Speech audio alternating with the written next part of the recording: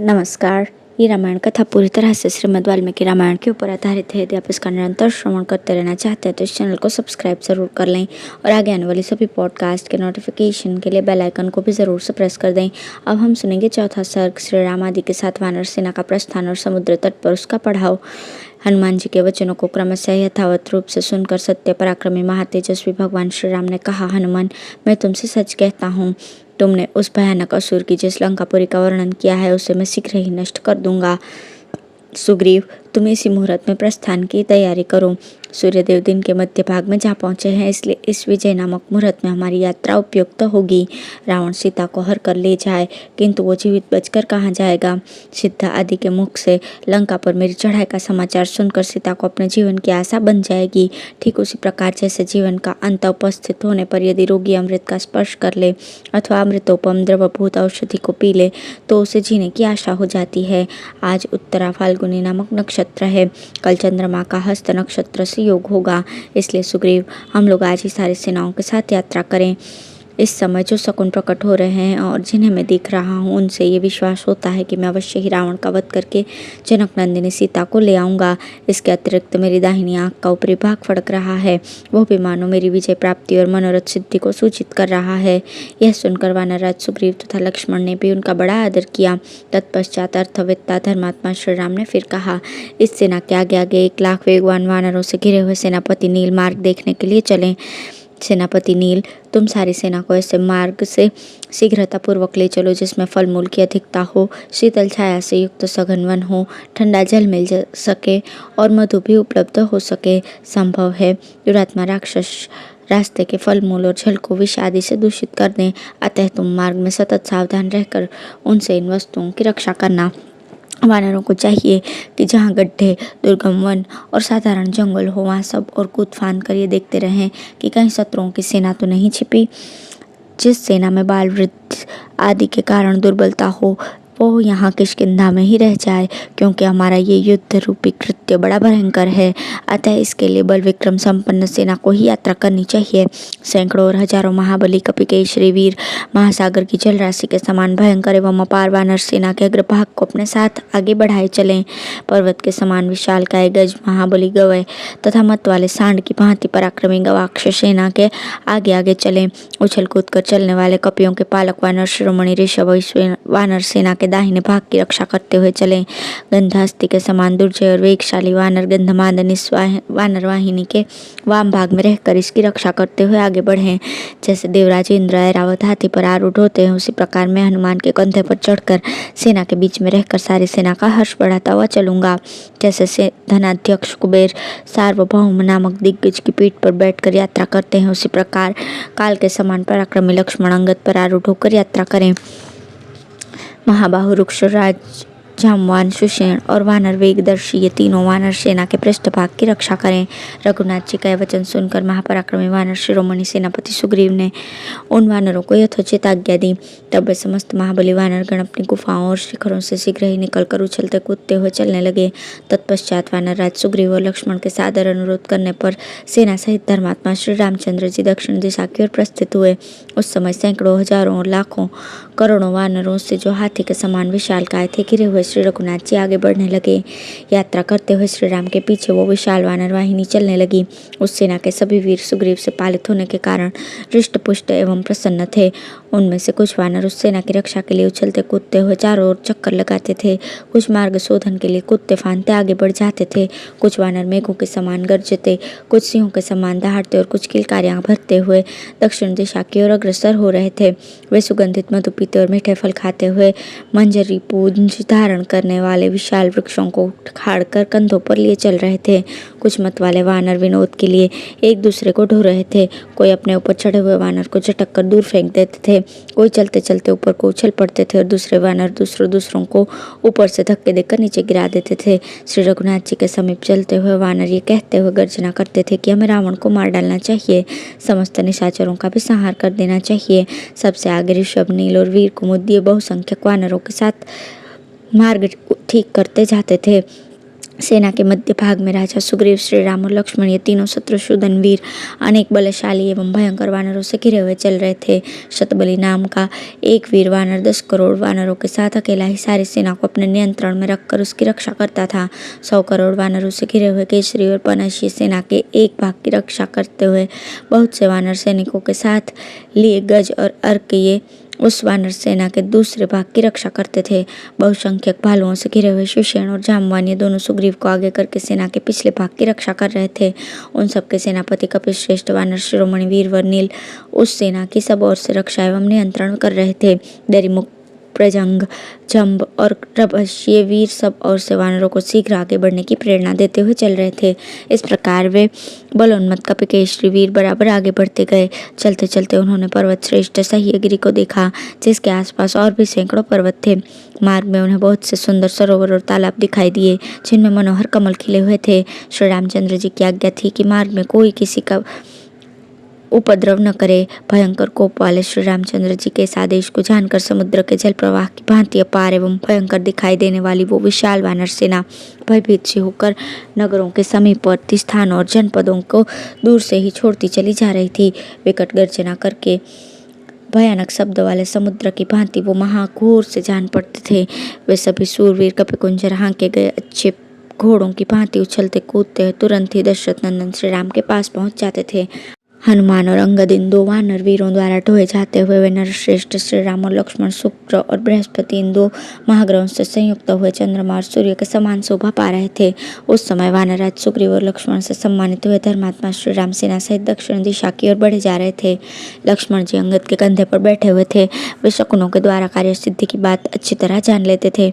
उन्होंने पूर्ण काम भगवान श्री राम से मंगलमयी वाणी में कहा, रघुनंदन, मुझे पृथ्वी और आकाश में बहुत अच्छे अच्छे शकुन दिखाई देते हैं। सब आपके मनोरथ की सिद्धि को सूचित करते हैं। इनसे निश्चय होता है कि आप शीघ्र ही रावण को मारकर हरी हुई सीता जी को प्राप्त करेंगे और सफल मनोरथ होकर समृद्धशालिनी अयोध्या को पधारेंगे। देखिए, सेना के पीछे शीतल, मंद, हितकर और सुखमय समीर चल रहा है। ये पशु और पक्षी पूर्ण मधुर स्वर में अपनी अपनी बोली बोल रहे हैं। सब दिशाएं प्रसन्न है। सूर्यदेव निर्मल दिखाई दे रहे हैं। भृगुनंदन शुक्र भी अपने उज्ज्वल प्रभा से प्रकाशित होकर आपके पीछे की दिशा में प्रकाशित हो रहे हैं। जहाँ सप्तर्षियों का समुदाय शोभा पाता है, वो ध्रुव तारा भी निर्मल दिखाई देता है। शुद्ध और प्रकाशमान समस्त सप्तर्षिगण ध्रुव को अपने दाहिने रखकर उनकी परिक्रमा करते हैं। हमारे साथ ही महामना इक्ष्वाकुवंशियों के पिता महाराजर्षि त्रिशंकु अपने पुरोहित वशिष्ठ जी के साथ हम लोगों के सामने ही निर्मल कांति से प्रकाशित हो रहे हैं। हम महामनस्वी इक्ष्वाकुवंशियों के लिए जो सबसे उत्तम है वो विशाखा नामक युगल नक्षत्र निर्मल एवं उपद्रव शून्य होकर प्रकाशित हो रहा है। असुरों का नक्षत्र मूल, जिसके देवता निवृत्ति हैं, अत्यंत पीड़ित हो रहा है। उस मूल के नियामक धूमकेतु से आक्रांत होकर वो संताप का भागी हो रहा है। यह सब कुछ राक्षसों के विनाश के लिए ही उपस्थित हुआ है, क्योंकि जो लोग कालपाश में बंधे होते हैं उन्हीं का नक्षत्र समय अनुसार ग्रहों से पीड़ित होता है। जल स्वच्छ और उत्तम रस से पूर्ण दिखाई देता है। जंगलों में पर्याप्त फल उपलब्ध होते हैं। सुगंधित वायु अधिक तीव्र गति से नहीं बह रही और वृक्षों में ऋतुओं के अनुसार फूल लगे हुए हैं। प्रभु, व्यूहबद्ध वानर सेना बड़ी शोभा संपन्न जान पड़ती है। तारकामय संग्राम के अवसर पर देवताओं की सेनाएं जिस प्रकार उत्साह से संपन्न थी, इसी प्रकार आज ये वानर सेनाएं भी है। ऐसे शुभ लक्षण देखकर आपको प्रसन्न होना चाहिए। अपने भाई श्री राम को आश्वासन देते हुए हर्ष से भरे सुमित्रा कुमार लक्ष्मण जब इस प्रकार कह रहे थे, उस समय वानरों की सेना वहां की सारी भूमि को घेर कर आगे बढ़ने लगी। उस सेना में कुछ रीछ थे और कुछ सिंह के समान पराक्रमी वानर। नख और दांत ही उनके शस्त्र थे। वे सभी वानर सैनिक हाथों और पैरों की उंगलियों से बड़ी धूल उड़ा रहे थे। उनकी उड़ाई हुई उस भयंकर धूल से सूर्य की प्रभा को ढककर संपूर्ण जगत को छिपा सा दिया। वो भयानक वानर सेना पर्वत, वन और आकाश सहित दक्षिण दिशा को आच्छादित करती हुई उसी प्रकार आगे बढ़ रही थी जैसे मेघों की घटा आकाश को ढककर अग्रसर होती है। वो वानर सेना जब किसी नदी को पार करती थी, उस समय लगातार कई योजनों तक उसकी समस्त धाराएं उल्टी बहने लगती थीं। वो विशाल सेना निर्मल जल वाले सरोवर, वृक्षों से ढके हुए पर्वत, भूमि के समतल प्रदेश और फलों से भरे हुए वन, इन सभी स्थानों के मध्य में इधर उधर तथा ऊपर नीचे सब और की सारी भूमि को घेर कर चल रही थी। उस सेना के सभी वानर प्रसन्न, मुक्त तथा वायु के समान वेग वाले थे। श्री रघुनाथ जी की कार्य सिद्धि के लिए उनका पराक्रम उबल पड़ता था। वे जवानी के जोश और अभिमान जनित दर्प के कारण रास्ते में एक दूसरे को उत्साह, पराक्रम तथा नाना प्रकार के बल संबंधी उत्कर्ष दिखा रहे थे।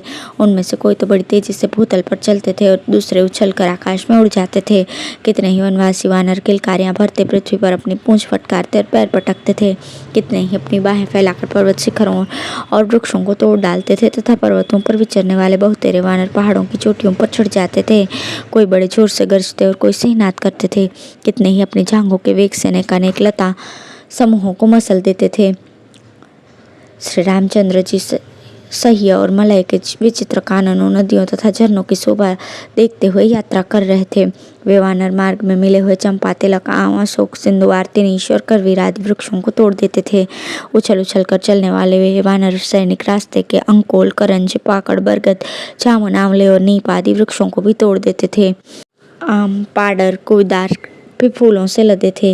मुचलिंद, अर्जुन, सिंह, शपा, कोटज, हिंताल, तिनीश, चूर्णक, कंदब, नीलाशोक, सरलंकोल, पद्मक आदि वृक्ष भी सुंदर फूलों से सुशोभित थे। रीछ, तरक्षु, सिंह, भयंकर बाघ तथा बहुसंख्यक दुष्ट हाथी जो बड़े भीषण थे, सब ओर से आकर उन जलाशयों का सेवन करते थे। खिले हुए सुगंधित कमल, कुमुद, उत्पल तथा जल में होने वाले भांति भांति के अन्य पुष्पों से वहां के जलाशय बड़े रमणीय दिखाई देते थे। वानर दर्प में भरकर वृक्षों से मधु के छत्ते उतार लेते और जोर जोर से गर्जना करते थे। कुछ वानर वृक्षों पर चढ़ जाते और कुछ मधु पीने लगते थे। उन वानर शिरोमणियों से भरी हुई वहां की भूमि पके हुए बाल वाले कलमी धानों की क्यारियों से ढकी हुई धरती के समान सुशोभित हो रही थी। कमल नयन महाबाहु श्री रामचंद्र जी महेंद्र पर्वत के पास पहुंचकर भांति भांति के वृक्षों से सुशोभित उसके शिखर पर चढ़ गए। महेंद्र पर्वत के शिखर पर आरूढ़ होकर दशरथ नंदन भगवान श्री राम ने कछुओं और मत्स्यों से भरे हुए समुद्र को देखा। इस प्रकार वे सह्य तथा मलय को लांघकर क्रमशः महेंद्र पर्वत के समीपवर्ती समुद्र के तट पर जा पहुंचे, जहां बड़ा भयंकर शब्द हो रहा था। उस पर्वत से उतरकर भक्तों के मन को रमाने वालों में श्रेष्ठ भगवान श्री राम सुग्रीव और लक्ष्मण के साथ शीघ्र ही सागर तटवर्ती परम उत्तम वन में जा पहुंचे, जहां सहसा उठी हुई जल की तरंगों से प्रस्तर की शिलाएं धुल गई थी। उस विस्तृत सिंधु तट पर पहुंचकर श्री राम ने कहा, सुग्रीव, लो हम सब लोग समुद्र के किनारे तो आ गए। अब यहाँ मन में फिर वही चिंता उत्पन्न हो गई जो हमारे सामने पहले उपस्थित थी। इससे आगे तो ये सरिताओं का स्वामी महासागर ही विद्यमान है, जिसका कहीं पार दिखाई नहीं देता। अब बिना किसी समुचित उपाय के सागर को पार करना असंभव है। इसलिए यहीं सेना का पड़ाव पड़ जाए और हम लोग यहाँ बैठकर ये विचार आरंभ करें कि किस प्रकार ये वानर सेना समुद्र के उस पार तक पहुँच सकती है। इस प्रकार सीताहरण के शोक से दुर्बल हुए महाबाहु श्री राम ने समुद्र के किनारे पहुंचकर उस समय सारी सेना को वहां ठहरने की आज्ञा दी। वे बोले, कपिश्रेष्ठ, समस्त सेनाओं को समुद्र के तट पर ठहराया जाए। अब यहाँ हमारे लिए समुद्र लंघन के उपाय पर विचार करने का अवसर प्राप्त हुआ है। इस समय कोई भी सेनापति किसी भी कारण से अपनी अपनी सेना को छोड़कर कहीं अन्यत्र न जाए। समस्त सूरवीर वानर सेना की रक्षा के लिए यथास्थान चले जाएं। सबको ये जान लेना चाहिए कि हम लोगों पर असुरों की माया से गुप्त भय आ सकता है। श्री रामचंद्र जी का वचन सुनकर लक्ष्मण सहित सुग्रीव ने वृक्षावलियों से सुशोभित सागर तट पर सेना को ठहरा दिया। समुद्र के पास ठहरी हुई वो विशाल वानर सेना मधु के समान पिंगल वर्ण के जल से भरे हुए दूसरे सागर की सी शोभा पाती थी। सागर तटवर्ती वन में पहुंचकर वे सभी श्रेष्ठ वानर समुद्र के उस पार जाने की अभिलाषा मन में लिए वहीं ठहर गए। वहां डेरा डालते हुए उन श्री राम आदि की सेनाओं के संचरण से जो महान कोलाहल हुआ, वो महासागर की गंभीर गर्जना को भी दबाकर सुनाई देने लगा। सुग्रीव द्वारा सुरक्षित वो वानरों की विशाल सेना श्री रामचंद्र जी के कार्य साधन में तत्पर होकर रीछ, लंगूर और वानरों के भेदन से 3 भागों में विभक्त होकर ठहर गई। महासागर के तट पर पहुंचकर वो वानर सेना वायु के वेग से कंपित हुए समुद्र की शोभा देखती हुई बड़े हर्ष का अनुभव करती थी, जिसका दूसरा तट बहुत दूर था और बीच में कोई आश्रय नहीं था तथा जिसमें राक्षसों के समुदाय निवास करते थे। उस वरुणालय समुद्र को देखते हुए वानर युद्धपति उसके तट पर बैठे रहे। क्रोध में भरे हुए नाकों के कारण समुद्र बड़ा भयंकर दिखाई देता था। दिन के अंत और रात के आरंभ में प्रदोष के समय चंद्रोदय होने पर उसमें ज्वार भी आ गया था। उस समय वो फेन समूहों के कारण हंसता और उत्ताल तरंगों के कारण नाचता सा प्रतीत होता था। चंद्रमा के प्रतिबिंबों से भरा सा जान पड़ता था। वो वरुणालय प्रदीप्त फणों वाले सर्पों, विशालकाय जलचरों और नाना पर्वतों से व्याप्त जान पड़ता था। राक्षसों का निवास भूत व अगाध महासागर अत्यंत दुर्गम था। उसे पार करने का कोई मार्ग या साधन दुर्लभ था। उसमें वायु की प्रेरणा से उठी हुई चंचल तरंगे जो मगरों और विशालकाय सर्पों से व्याप्त थी, बड़े उल्लास से ऊपर को उठती और नीचे को उतर आती थी। समुद्र के कण बड़े चमकीले दिखाई देते थे। उन्हें देखकर ऐसा जान पड़ता था मानो सागर में आग की चिंगारियां बिखेर दी गई हों। समुद्र देवद्रोही दैत्यों और राक्षसों का आवास स्थान था। दोनों ही देखने में भयंकर और पाताल के समान गंभीर थे। इस प्रकार समुद्र आकाश के समान और आकाश समुद्र के समान जान पड़ता था। समुद्र और आकाश में कोई अंतर दिखाई नहीं देता था। जल आकाश से मिला हुआ था और आकाश जल से। आकाश में तारे छिटके हुए थे और समुद्र में मोती, इसलिए दोनों एक से दिखाई देते थे। आकाश में मेघों की घटा घिराई थी और समुद्र तरंगमालाओं से व्याप्त हो रहा था। अतः समुद्र और आकाश दोनों में कोई अंतर नहीं रह गया था। परस्पर टकराकर और सटकर सिंधुराज की लहरें आकाश में बजने वाली देवताओं की बड़ी बड़ी भेरियों के समान शब्द करती थी। वायु से प्रेरित होकर रत्नों को उछालने वाली जल की तरंगों के कलकल नाद से युक्त और जल जंतुओं से भरा हुआ समुद्र इस प्रकार ऊपर को उछल रहा था मानो रोष से भरा हुआ हो। उन महामनस्वी वानर वीरों ने देखा, समुद्र वायु के थपेड़े खाकर पवन की प्रेरणा से आकाश में ऊंचे उठकर उत्ताल तरंगों के द्वारा नृत्य सा कर रहा है। तदंतर वहां खड़े हुए वानरों ने यह भी देखा कि चक्कर काटते हुए तरंग समूहों के कलकल नाद से युक्त महासागर अत्यंत चंचल सा हो गया है। यह देखकर उन्हें बड़ा आश्चर्य हुआ। इस प्रकार श्री वाल्मीकि निर्मित रामायण आदि काव्य के युद्ध कांड में चौथा सर्ग पूर्ण हुआ। धन्यवाद।